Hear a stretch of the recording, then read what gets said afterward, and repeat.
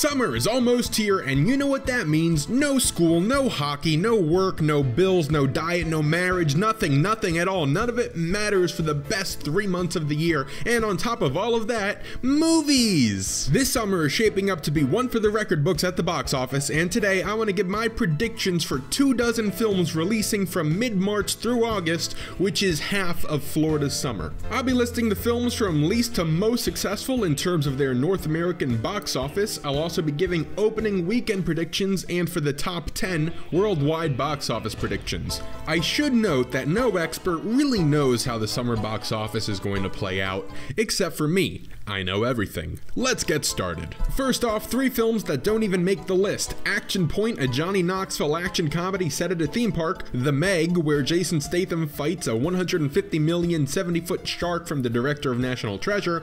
And The Happy Time Murders. Think Who Framed Roger Rabbit, but with generic Muppets instead of cartoon characters. None of these films have released any marketing, and I expect all of them to go generally unnoticed this summer. Sicario 2 Soldado. This sequel to the best crime thriller of 2015 looks just as riveting, but releasing in the middle of the summer movie season means competition is much stiffer than the first film's September release. Decent but unspectacular returns expected. Sherlock, no my god, that's a horrible pun. This sequel to the surprisingly successful Gnomeo and Juliet, oh my god, what a horrible pun, is 4 years too late. If the nut job, oh my god, what a horrible pun, could spit out a sequel in 3 years, so could this property. Horrible pun number 2 flopped, and so should this. Uncle Drew. When was the last time we had a good basketball comedy? Hey, I said good basketball comedy. Well, it's been a while. Uncle Drew comes from the director of Drumline and Mr. 3000 and stars several NBA All-Stars who genuinely appear to be having a fun time making this movie. I'm not a hardcore basketball fan, but the jokes and references in the trailer I found accessible. The character of Uncle Drew has a built-in audience from Pepsi commercials, but this film does not come off like an advertisement at all. I see Uncle Drew doing solid business. Despite being near the bottom of this list, 45 million should be considered a success for this film. Truth or Dare. Blumhouse has a proven track record of moderately successful horror films. This prediction is based on and in line with Blumhouse releases such as Happy Death Day, The Visit, and Ouija, it is pronounced Ouija, right? This is one of the easier predictions of the summer. Pacific Rim Uprising. What is the point of this film? It lacks Guillermo del Toro, I'm sorry, let me rephrase that. It lacks Oscar-winning director Guillermo del Toro, the best cast members from the first film, and any sense of style whatsoever. The first one nearly flopped, with China serving as the film's best market. Rest assured, this sequel was not produced with an American audience in mind.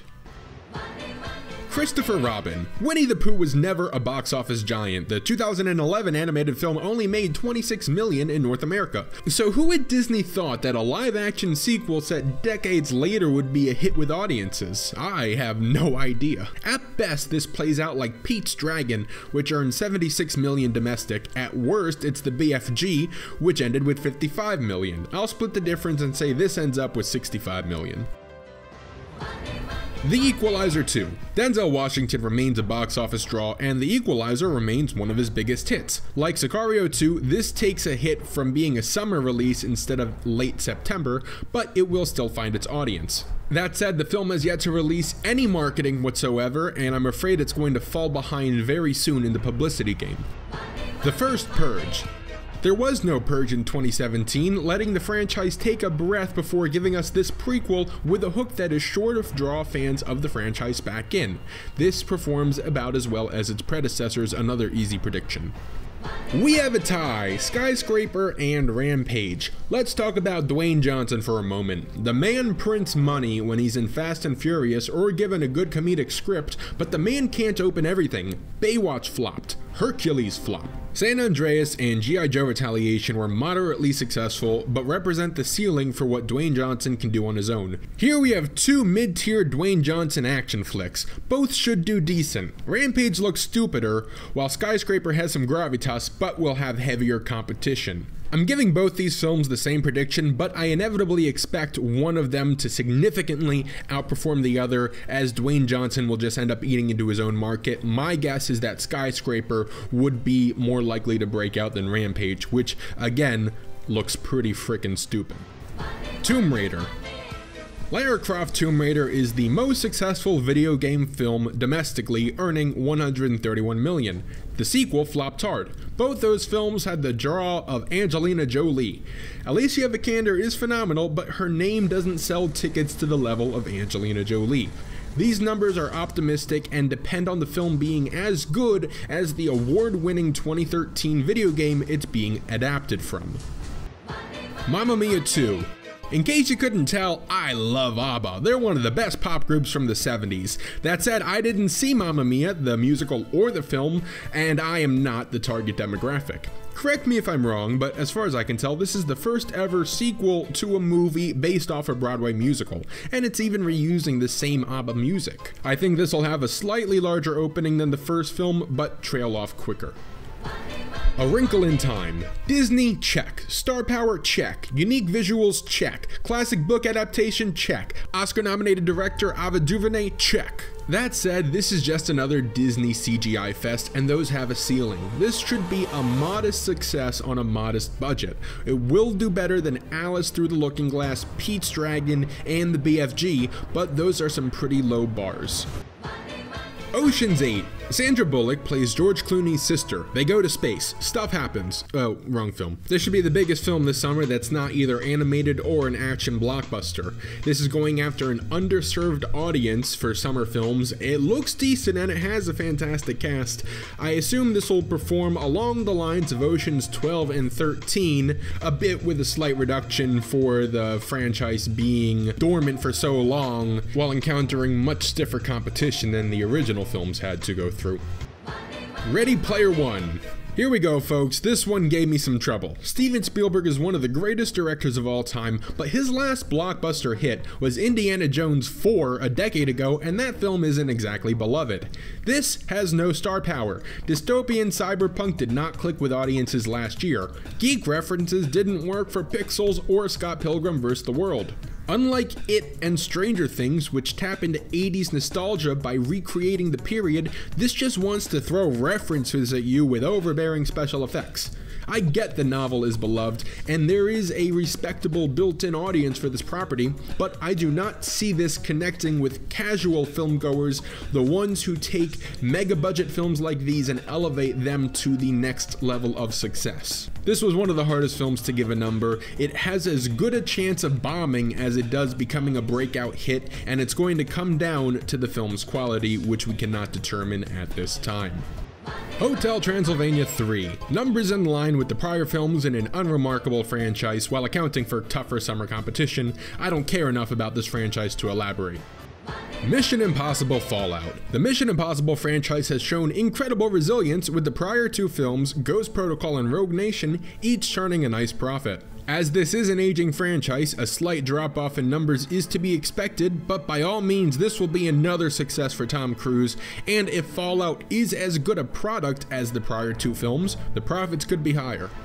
Ant-Man and the Wasp. Slightly better numbers than the first, as to be expected with a Marvel sequel, but this should be the lowest haul for a Marvel film since Doctor Strange almost 2 years ago, which is fine. Ant-Man is not carrying the MCU on his back. Easy prediction. The untitled Deadpool sequel. First off, this film remains technically untitled. It's not Deadpool 2 as one would think. It's highly unusual for a blockbuster of this magnitude to remain technically untitled this close to release. The first Deadpool captured the cultural zeitgeist in the middle of February, which normally sees little blockbuster competition. 2 years later, Deadpool's novelty has slightly waned, and the competition in May is much stiffer. It will still earn huge numbers and inversely affect other R-rated comedies this summer, but releasing between the Avengers and Solo will eat away at Deadpool's profit margins. Solo, a Star Wars story.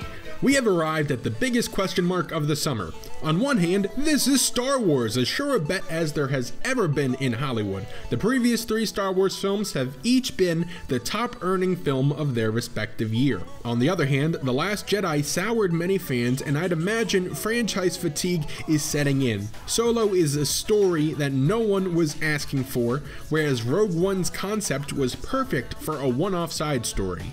And Solo's production issues, what with the directors being fired mid-filming and all that jazz, have been well publicized. Solo opens on Memorial Day weekend and will almost certainly take away that opening weekend record from Pirates of the Caribbean 3, but facing brutal summer competition, it should finish just below Revenge of the Sith's haul of $380 million. Incredibles 2. I could argue that more people were begging Pixar for a sequel to The Incredibles than one for Finding Nemo or Monsters Inc., let alone a whole Cars trilogy, but at long last, we are here. The teaser trailer quickly set a record for views for an animated film, and its anticipation will only increase. Coco reaffirmed Pixar's reputation as the gold standard in animation, and with original director Brad Bird back in charge, I have no doubt this will be one of Pixar's greatest films yet, with a built-in audience ready to buy in. That said, I have this below Finding Dory, as I believe the other superhero films this summer will eat up a bit of that genre demand, whereas Dory didn't have to compete with other talking fish adventure comedies. Jurassic World: Fallen Kingdom. 3 years ago, Jurassic World body slammed expectations, turning in the highest opening weekend of all time, a record it would enjoy for a couple months before The Force Awakened. Given the tepid reaction to that film and the ambivalent reaction to the horrid trailers for this sequel, along with the reduced novelty of the franchise, Jurassic World: Fallen Kingdom should have a sizable drop-off from its predecessor. And now, the highest grossing film of the summer of 2018 will be I Feel Pretty, starring Amy Schumer. Hold up, that's a typo. Avengers: Infinity War. The question isn't will Infinity War win the summer, the question is by how much. This film is unprecedented. It has the biggest, most star-studded cast in the history of cinema. It unites the Avengers with the Guardians of the Galaxy, Doctor Strange, Black Panther, and more. It's the culmination of 10 years of yada yada shmib blah blah blah blah. Look, it's a big deal, okay? I expect Infinity War to have Marvel's largest opening with $225 million, enough for the second biggest opening of all time behind The Force Awakens. The first Avengers totaled $623 million in domestic earnings. Age of Ultron slipped to $459 million. I expect Infinity War to split the difference a bit closer to the first Avengers. Infinity War recently moved from May 4th to April 27th, giving North America the film at the same time as the rest of the world instead of a week later as Marvel has done for these May-spring releases. This move also gives Infinity War some distance from Solo and Deadpool 2. Given that intense competition in the following month, Infinity War will not be able to cross $600 million as Black Panther appears poised to do. And that concludes my preview of the March to August blockbuster window. I hope you have enjoyed this. Please tell me how I'm wrong in the comments. Let's have a conversation. Subscribe to my channel if you have not done so already, and stay tuned for more here on TV Junkie.